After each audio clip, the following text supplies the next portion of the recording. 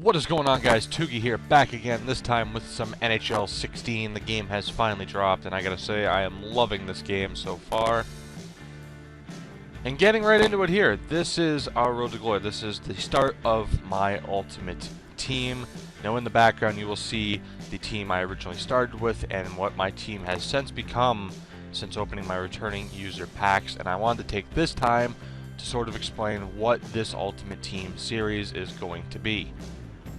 Start off by saying I didn't play much of NHL 15 on Next Gen. I played less than 10 games. It just wasn't something I was interested in playing. So I've spent my entire EA Access period and the first day of this just trying to get accustomed to this game so I could at least be at a decent competitive point for when I start the series, which I feel like I am now. I did play NHL 15, just not as much as normal, but I did play it a lot on 360. Played quite a bit of Ultimate Team, had a pretty solid record and a great team.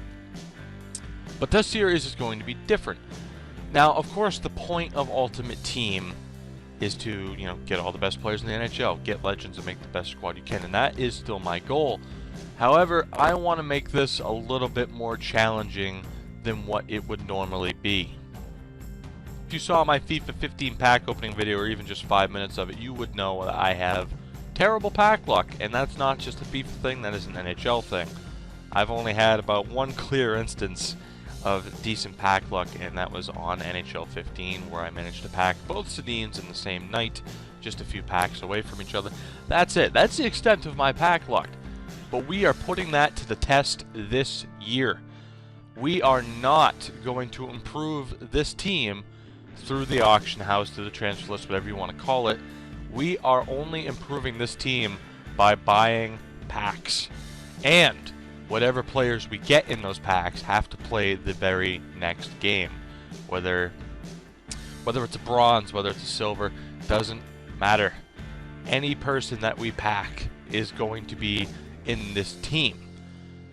Admit this was a difficult decision to come to, but again, I wanted that extra challenge. I wanted it to be a very special moment when I get a high-end player or when I get a legend. It's easy enough, again, for anybody to work the market and eventually get whatever player they want. Might be a little bit difficult to get the real high-end players like an Ovechkin, like a Crosby, much like in FIFA, how it would be difficult to get a Messi or a Ronaldo, but anybody can essentially do it. That I've laid out what I plan on this series being, let me introduce you to the team we have now after the early pack openings. Top line, I must admit, I am very happy with.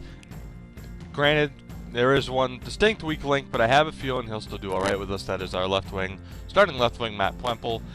He is alongside who is going to be just, I imagine, the two stars of this series. I don't like my chances of drawing anybody out of a pack or pulling anybody out of a pack that are any better than these two. That would be Thomas Hertl of the San Jose Sharks and Jakob Silfverberg of the Anaheim Ducks. Second line's a little bit similar, not as skilled, but still a solid line. Colin Greening, Ricard Raquel, and Cam Atkinson. Cam Atkinson has a very nice and underrated card. 86 skating, 84 shooting, and 85 hands. He is going to be deadly for us. Third line, more of a defensive shutdown line with Drew Miller, Brad Richardson, and Victor Stahlberg. And you'll see it now on the fourth line. I have Joel Ward there. While he does have better defense and more offensive upside, he is a grinder, and I wanted to have just a strict grind line as he is there alongside Zach Ronaldo and Nate Thompson.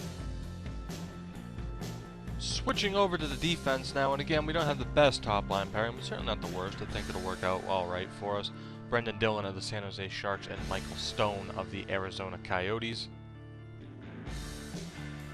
Second line, Nick Schultz and Tom Gilbert. And the third line, the Winnipeg pairing of Adam Hardy and Paul Postma. Taking a look at the power play really quick, as you can see, we have Matt Plemple, Thomas Hertl, and Silfverberg. You see Cam Atkinson and Dillon there. That is simply for the one-time option. Dillon being a left-handed shot at the right point, and Atkinson being a right-handed shot at the left point. And as you can see, the second power play line has the same setup. Skipping over the penalty kill, the extra attackers, the shootout line, and all that, we get to our goaltenders, and as you can see, it is Andrew Hammond and Scott darling. Now, it wasn't exactly an easy choice for who to have with goaltenders. As you can see, we had numerous different options in the same overall bracket. We don't have the clear star goaltender yet, but obviously that's something we hope to improve down the line as you get a look at the other goaltender options that we had. And again, some decent options. Carter Hutton, Dustin Tokarski, obviously Hammond himself, Thomas Greiss, and then it drops off a little bit from there with Stalock, Backstrom, and Domingue, and obviously some bronze cards that we will not be using. Well, there you have it, guys. That is the team that we are starting this series with. Let me know down in the comments below what you think of this idea, of this concept. It can certainly be morphed, but I'm interested. I am genuinely interested to see how this pans out. The extra challenge of not buying any individual players and just focusing on pack luck. It might be frustrating, but hopefully it pays off. If you did enjoy this video, leave a like down below and subscribe if you feel so inclined. And I will be back next time with our first game with this squad as we start our road to glory, our road to hopefully a Division I title. It'll certainly be interesting to see what happens. Thank you guys for watching, and I'll catch you next time.